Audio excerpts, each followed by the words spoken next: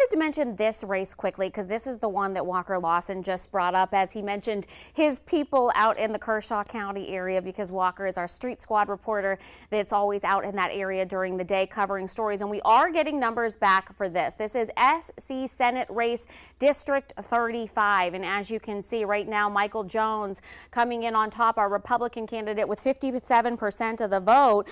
He is a political newcomer, though. The GOP is an Army veteran. He said that when he retired from the military, he had it in his heart that he was going to run for office, and that is exactly what he is going to do. He said he wants to expand school choice and also wants to fund law enforcement. Now let's talk about Jeffrey Graham. He is not a political newcomer. Graham was the mayor of Camden.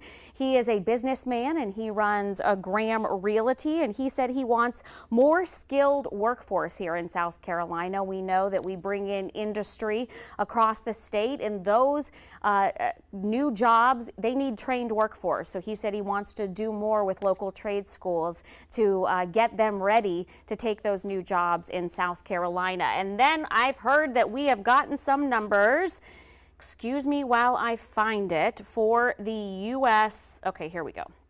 There we go. Some U.S. House numbers. So this is District 6. I had the pleasure of sitting down with both Congressman Clyburn and Republican Duke Buckner before the race, getting to talk with them each about what they want to do in our state. Now, Clyburn, this is actually closer than I think a lot of people expected it would be. Clyburn has been in office for many, many years, and he said he wants voters to remember all the things he has done for the state, like bring high-speed internet to South Carolina, and also that project that's going on right now with the big bridge over 95. Meanwhile, Duke Buckner had a different idea, and he says that the 6th district is the poorest district in South Carolina, and he said during his term, if we send him to Washington, he would like to see those numbers go up and to start winning in education in the 6th district, as well as high-paying jobs. He also talked about changing the minimum wage if he can, saying it hasn't been updated in years and $7 is not enough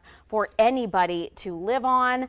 Let's look at the 5th district, where again I was very excited to get to sit down with both of these candidates as well. Ralph Norman right now pulling away with 14,000 votes. Evangeline Hunley has 8,900 votes, 38%. Interestingly enough, they both build homes for a living. She is a residential builder. He has been a commercial builder, and they have very different views on immigration. Congressman Norman saying that he wants to end catch and release, meaning if an immigrant is arrested in our state and their status is found to be that they are not a U.S. citizen, that they would instead get sent back or stay in jail until their hearing.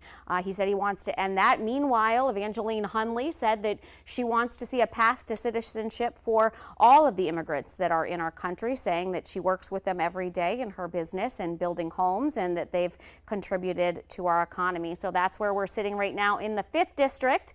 But we